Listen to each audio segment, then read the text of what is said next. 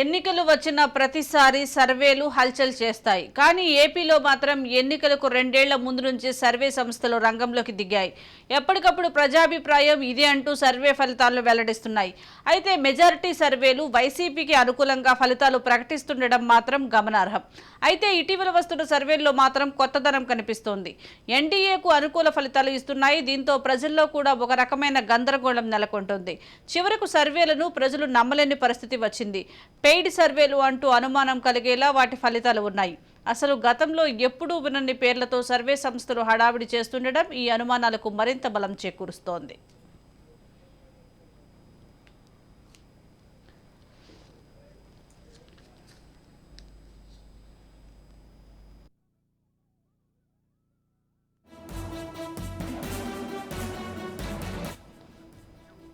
ఎన్నికలకు ముందు తెలుగుదేశం పార్టీ మరోసారి అధికారంలోకి వస్తుందని చాలా సర్వే సంస్థలు తేల్చి చెప్పాయి. కానీ వారి అంచనా తప్పైంది. మరికొన్ని సర్వే సంస్థలు వైసీపీ అధికారంలోకి వస్తుందని చెప్పుకొచ్చాయి. అయితే వైసీపీ కని విని ఎరుగని విజయాన్ని సొంతం చేసుకుంది. కానీ దీనిని ఒక సర్వే సంస్థ కూడా అంచనా వేయలేకపోయింది. అయితే ఏపీలో ఎన్నికలకు 2 సంవత్సరాల ముందు నుంచే సర్వే సంస్థలు ఎంటర్ అయ్యాయి. సర్వేల ఫలితాలను వెల్లడించాయి.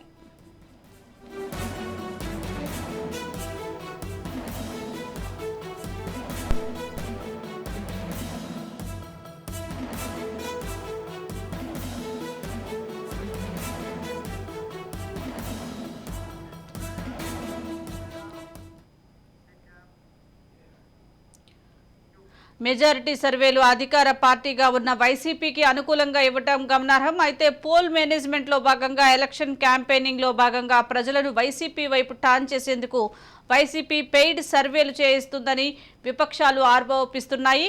సర్వేల కోసమే వందల కోట్ల రూపాయలు ఖర్చు పెడుతున్నాయన్నది విపక్షాల ఆరోపణ. దీనికి సంబంధించి మోర్ అప్డేట్స్ మా ఇన్పుట్ ఎడిటర్ కోటిరెడ్డి అందిస్తారు. కోటిరెడ్డి, ఎన్నికల షెడ్యూల్ వస్తుంది అనగానే దేశంలో ఎక్కడ చూసినా మొట్టమొదటిగా మొదలయ్యేటువంటి హడావుడి సర్వే సంస్థలు. నిజానికి ఈ సర్వే సంస్థలు ఎన్ని ఉన్నాయో ఏమి చేస్తున్నాయో ఎవరికి పెద్దగా తెలియదని కూడా అనుకోవాలి. పేరున్న సంస్థలు లేదా వివిధ మీడియా సంస్థలకు సంబంధించినటువంటి సర్వే సంస్థలు ఒకవైపు ఉంటే అసలు ఎలాంటి ప్రత్యేకత లేకుండా అప్పటికప్పుడు పుట్టుకొచ్చేటువంటి సంస్థలు మరికొన్ని కనిపిస్తూ ఉంటాయి. ఇక ఇవి ఇచ్చేటువంటి సర్వే నివేదికలు కూడా కొంత విచిత్రంగానే ఉంటాయి. కొన్ని సంస్థలు ఒక పార్టీ వైపు అనుకూలత కనిపిస్తూ ఉంటే మరికొన్ని సంస్థలు మరో పార్టీ వైపు అనుకూలంగా కనిపిస్తూ ఉంటాయి. ఎన్నికల ఫలితాలని దాదాపు ఇవి నిర్ధారించేస్తూనే మనకు కనిపిస్తూ ఉంటాయి. ఈ సర్వే చేయడానికి తీసుకున్నటువంటి ప్రాతిపదిక, తయారు చేసినటువంటి క్వశ్చనీర్, ప్రజల వద్దకు వెళ్ళి ఏ వర్గాలను కలిశారు, అందులో మహిళల భాగం ఎంత, పురుషుల భాగం ఎంత, లేదా యువత ఏమనుకుంటున్నారు, లేదా వ్యవసాయ రంగానికి కార్మికులు కానీ వ్యవసాయానికి సంబంధించిన రైతులు కానీ ఏమనుకుంటున్నారు, ఇలా వర్గాల వారీగా ఏ వర్గాల వారిని ఎంతమందిని వీరు సర్వే చేశారనేటువంటి కనీస శాంపిల్స్ కూడా వివరాలు ఉండవు. ఇక కొన్ని సంస్థలు దీనికి సంబంధించినటువంటి క్లియర్ కట్గా ఎంతమందిని శాంపిల్స్ సేకరించాము అనే విషయాలు మాత్రం చెప్తూ ఉంటాయి. ప్రస్తుతం ఈ గందరగోళం ప్రధానంగా ఏపీలో మనకి ఎక్కువగా కనిపిస్తూ ఉంది. రాత్రికి రాత్రే పుట్టుకొస్తున్నటువంటి సంస్థలు కూడా సర్వే పేరుతోటి రకరకాల నివేదికలు ఇస్తూ ఉన్నాయి. ఇంకా విచిత్రమైన విషయం ఏంటంటే ఒకే సంస్థ పేరుతో వస్తున్నటువంటి ఒక సర్వే రిపోర్ట్ పేరుతోటి వస్తున్నటువంటి సోషల్ మీడియాలో 2 రకాలుగా సర్క్యులేట్ అవుతుంది. అదే సంస్థ పేరుతో ఒక సర్క్యులేషన్లో కనిపించేది పూర్తిగా ఎన్డీఏ కూటమి అధికారంలోకి వస్తుందని చెప్తుంది. మరొక నివేదిక అది కాదు పూర్తి స్థాయిగా అన్ని జిల్లాల వారీగా ఈ నియోజకవర్గాలు అన్నీ కూడా వైసీపీ పార్టీ అధికారంలోకి వస్తుంది అని చెప్తుంది. విచిత్రం ఏంటి అంటే 2 నివేదికల్లో కొచ్చినీరు దగ్గర నుంచి అన్నీ ఉంటాయి.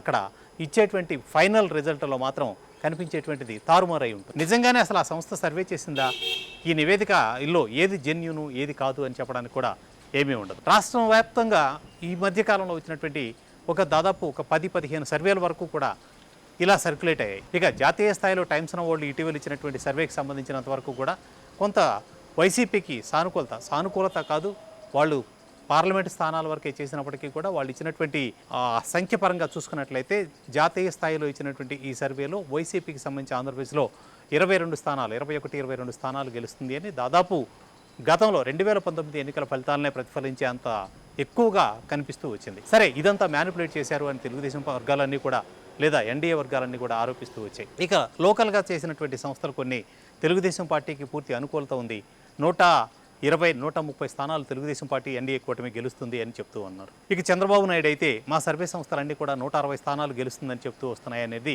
చెబుతున్నారు. ఇక ఈ మధ్య కొత్తగా ఇంటెలిజెన్స్ బ్యూరో ఒక నివేదికనిచ్చింది. ఇది కేంద్ర ప్రభుత్వానికి అందజేసినటువంటి నివేదిక.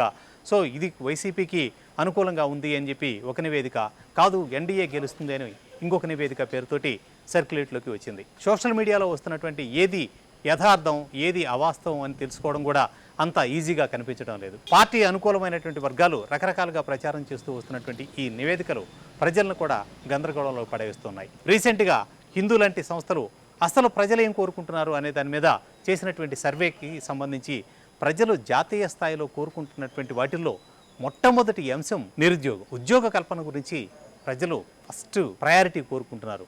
కానీ రాజకీయ పార్టీలు ఇస్తున్నటువంటి హామీలలో ఉచితాల గురించో అనుచితంగా లేకుండా విపరీతమైన హామీలు కనిపిస్తోంది. కానీ ఈ ఉద్యోగాలకు సంబంధించినటువంటి అంశాలు చాలా తక్కువగా కనిపిస్తూ ఉన్నాయి. ఇక ప్రజలు అధికంగా ప్రాధాన్యత ఇస్తున్నటువంటి వాటిలో రెండవ అంశం పెరుగుతున్నటువంటి ధరలు. సామాన్యుడిని గుక్క తిప్పుకోకుండా చేస్తూ నిజానికి వాడు మనశాంతిగా బ్రతకలేనటువంటి పరిస్థితి, వాడి నెలవారీ బడ్జెట్ను కూడా తారుమారు చేసినటువంటి పరిస్థితి, పెరుగుతున్నటువంటి ధరలు. పప్పు ఉప్పు అన్నింటికీ కూడా ధరలు పెరిగిపోయాయి. ధాన్యం పెరిగిపోయింది, అంటే బియ్యం తెచ్చుకోవడం కూడా కష్టమవుతున్నటువంటి వాతావరణం ఉంది. ఈ పెరుగుతున్న ధరలు ప్రత్యేకంగా ప్రజల మనసుల్లో ఉన్నాయి. దీనికి సంబంధించినటువంటి అంశాలు కూడా ఎక్కువగా ప్రభావితం చూపిస్తాయి అనేటువంటిది ఈ రీసెంట్గా వచ్చినటువంటి సర్వే చెప్తోంది. కానీ సర్వే సంస్థలన్నీ కూడా ఏ పార్టీ వస్తే మీకున్నటువంటి హామీలు అమలవుతాయి, లేదా ఉచితాలు వస్తాయి, లేదా ఏ నాయకుడిని మీరు కోరుకుంటున్నారు అనే తరహాలో తప్ప ప్రజల యొక్క మనోభావాలని ప్రతిఫలింపచేసేలాగా సర్వే చేస్తున్నటువంటి దాఖలాలు కనిపించడం లేదు. ఎక్కడన్నా చూడు, ఏది చూసినా కూడా పూర్తిస్థాయి ఈ అనుకూలతలు అనానుకూలతల మధ్య మాత్రమే సర్వేలు నడుస్తూ వచ్చాయి. ఇక రాష్ట్ర వ్యాప్తంగా చూసినట్లయితే గత కొద్ది రోజులుగా మొదట్లో తెలుగుదేశం గ్రాఫు, ఎన్డీఏ గ్రాఫు అద్భుతంగా పెరుగుతూ వచ్చిందని చెప్పినటువంటి సర్వే సంస్థలు ఆ తర్వాత లేదు వైసీపీ గ్రాఫ్ బాగా పెరుగుతోంది అని చెప్తున్నారు. మళ్ళీ ఇటీవల తటస్థంగా చెబుతూ రెండు పార్టీలు బ్యాలెన్స్గా ఉన్నాయి, హోరాహోరీ పోటీ జరిగేటువంటి అవకాశం ఉందని చెబుతూ వస్తున్నటువంటి సంస్థలు కొన్ని పుట్టుకొచ్చాయి. ఈ గందరగోళాల మధ్య ఒకవైపున రాష్ట్రంలో పార్టీల అగ్రనాయకులంతా కూడా ప్రచారాలు చేస్తూ ఉన్నారు. ఇప్పటికీ ఎన్డీఏకి సంబంధించినంత వరకు కూటమి సమిష్టిగా మూడు పార్టీలకు సంబంధించి తెలుగుదేశం కావచ్చు, జనసేన, బీజేపీకి సంబంధించినటువంటి ఉమ్మడి కార్యాచరణని ప్రకటించలేదనేది వాస్తవం. ఉమ్మడి మేనిఫెస్టో రూపకల్పన జరగలేదు. ఇక మేనిఫెస్టో దగ్గరికి వచ్చేప్పటికీ ఒక విచిత్రమైనటువంటి వాతావరణం కనిపిస్తుంది. ఏ పార్టీ ముందు మేనిఫెస్టో ఇస్తే దానికి కొంత యాడింగ్ చేసి దాన్ని రెండో పార్టీ ప్రకటిస్తుంది అనేటువంటి అనుమానాలు మనకు కనిపిస్తూ ఉన్నాయి. ఈ అనుభవం గత ఎన్నికల్లో కూడా మనం చూసాం. ఒక పార్టీ పెన్షన్ 2,000 ఇస్తాను అంటే కాదు మరో పార్టీ 3,000 ఇస్తాను అని, ఈ విధంగా ఇంకొక పార్టీ 4,000 ఇస్తానని ప్రజల్ని, అంటే ఒకళ్ళు ప్రకటించినటువంటి దానినే మరింత పెంచి చెప్పి ప్రజల్ని మభ్యపెట్టేటువంటి ప్రయత్నం చేస్తూ వచ్చినటువంటి వాతావరణం గత ఎన్నికల్లో కూడా చూసాం.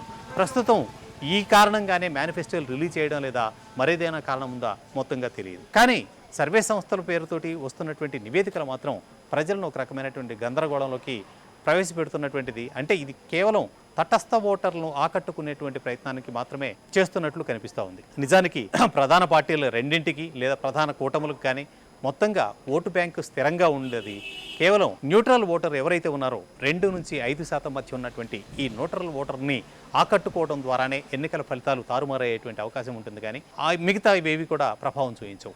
సో వీళ్ళని ఆకట్టుకోవడానికి ఈ సర్వేల పేరుతోటి వాళ్ళని పూర్తిగా వాళ్ళ ఆలోచనలు మార్చేటువంటి ప్రయత్నం జరుగుతుంది అనేది మనకి స్పష్టంగా కనిపిస్తూ ఉంది.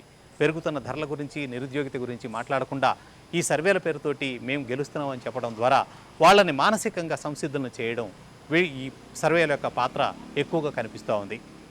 అయితే ప్రజలు దీన్ని ఎంతవరకు విశ్వసిస్తారనేది గతంలో వచ్చినటువంటి సర్వేలు, ఆ తర్వాత ఎన్నికల ఫలితాలను మనం బేరీజ్ వేసుకున్నప్పుడు మనకు అర్థమవుతూ ఉంటుంది. కానీ ఓవరాల్గా చూసినప్పుడు ఖచ్చితంగా న్యూట్రల్ ఓటర్ని తిప్పుకునేటువంటి ప్రయత్నం మాత్రమే చేయడం కోసమే ఈ సర్వేల పేరుతోటి రకరకాల మ్యానిపులేషన్స్ జరుగుతూ వస్తున్నాయి. అయితే ప్రజలు నమ్మకపోయినప్పటికీ కూడా ఈ సర్వేలలో వాస్తవికత మీద రకరకాల అనుమానాలను కూడా వాళ్ళే క్రియేట్ చేస్తూ వస్తున్నారు. ఇక పార్టీకి సానుకూలంగా ఉండేటువంటి వ్యక్తులు లేదా పార్టీ కార్యకర్తలు లేదా ఆ పార్టీకి సంబంధించినటువంటి సోషల్ మీడియా వ్యక్తులు కూడా దీన్ని విస్తృతంగా ప్రచారం చేస్తూ వారికి అనుకూలంగా ఉన్నటువంటి సర్వేని, లేదు వ్యతిరేకంగా ఉన్నటువంటి సర్వే నివేదికను కూడా మార్చేసి పూర్తిగా తమకు అనుకూలంగా అంకెలు మార్చేసి సర్క్యులేట్ చేస్తూ వస్తున్నారు. దీని ద్వారా ఒకవేళ అంటే ఏ ఓటర్ అయినా న్యూట్రల్ ఓటర్ కూడా ఎప్పుడూ తన ఓటుని వృధా చేసుకునేటువంటి మనస్తత్వంతో ఉండడు. ఏ పార్టీ అయితే అధికారంలోకి వస్తుందనేటువంటి అభిప్రాయం ఉంటుందో, ఎవరికి గెలిచే అవకాశాలు ఉన్నాయనేటువంటి అభిప్రాయం కలుగుతుందో అటువైపు ఓటు వేయడం ద్వారా తన ఓటు కూడా సద్వినియోగం అయింది అనేటువంటి అభిప్రాయానికి రావడానికి ఎక్కువగా అవకాశాలు ఉంటాయి. కాబట్టి ఆ మ్యానిపులేషన్ కోసం చేస్తున్నటువంటి ఈ సర్వేలంతా కూడా ఒక బోగస్ లాగా కనిపిస్తూ ఉన్నటువంటిది. జాతీయ స్థాయి సంస్థలు చేస్తున్నటువంటి సర్వేలకే ప్రాతిపదిక లేని ఈ దశలో లోకల్ పేరుతోటి చేస్తున్నటువంటి వ్యక్తుల పేరుతోటి చేస్తున్నటువంటి సంస్థలు ఎంతవరకు సరైనటువంటి శాస్త్రీయతని ఇందులో జొప్పిస్తున్నాయి అనే దాని మీద రకరకాల అనుమానాలు, సందేహాలు వ్యక్తమవుతున్నటువంటి వాతావరణం. ఓవరాల్గా చూసినట్లయితే ఆంధ్రప్రదేశ్ మొత్తం మీద కూడా ఈ సర్వేలు ప్రజలను, అటు ఓటర్లను గందరగోళ పెట్టేటువంటి ప్రయత్నం మాత్రం చాలా క్లియర్గా చేస్తున్నాయి అనేది వాస్తవం. కానీ ఓటరు ఇప్పటికే డిసైడ్ అయ్యాడు. న్యూట్రల్ ఓటర్కి కూడా బహుశా ఎన్నికల షెడ్యూల్ పూర్తిగా రిలీజ్ అయిన తర్వాత, ఎన్నికల నోటిఫికేషన్ వచ్చిన తర్వాత తనకు కావాల్సినటువంటి నిర్ణయం తాను తీసుకునేటువంటి అవకాశం ఉంది. సర్వేల ప్రభావం, మీడియా ప్రభావం ఓటర్లని ప్రభావితం చేస్తే ఇప్పటికీ ఈ ఎన్నికల ఫలితాలు గతంలోనూ అంతకుముందైనా సరే ఎప్పుడో ప్రభావితం చేసాయి. కాబట్టి ఓటరు డెసిషన్ని ఇవేవి మార్చే అవకాశం చాలా తక్కువగా ఉంటుందనేది వాస్తవం. మొత్తం మీద ప్రజలను గందరగోళ పెట్టేటువంటి ఈ నివేదికలపైన నియంత్రణ కూడా అవసరమైనటువంటి అభిప్రాయం కూడా వ్యక్తమవుతోంది.